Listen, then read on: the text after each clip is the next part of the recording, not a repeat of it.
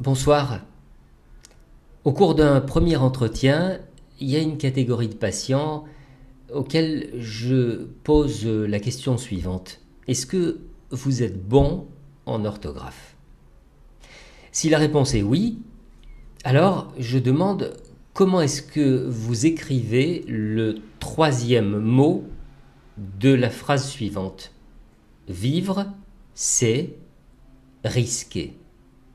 Et aussitôt, voilà que cette catégorie de patients se divise en deux sous-catégories. D'abord, il y a ceux qui répondent risquer avec un E accent aigu.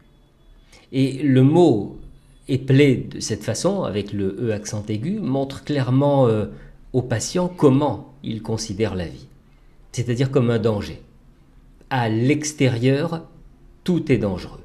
Et pour ne pas tenter le diable, eh bien, il vaut mieux rester sans bouger, dans la personne que nous sommes, que nous avons toujours été, dans nos habitudes, dans nos comportements, etc.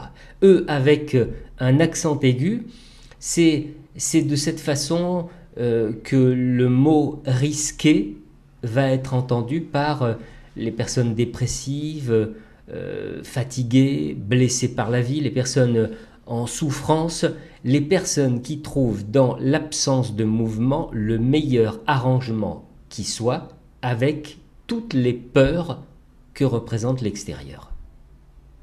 Et puis, il y a les personnes qui répondent risquer à l'infinitif, R-I-S-Q-U-E-R, une réponse qui révèle, et parfois au patient lui-même, que la vie implique de prendre des risques.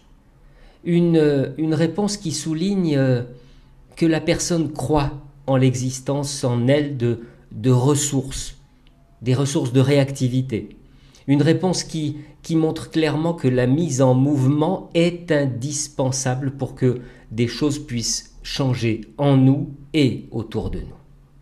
Vous voyez, juste une question d'orthographe, et c'est finalement toute la question de la responsabilité personnelle du patient qui se trouve mise en pleine lumière.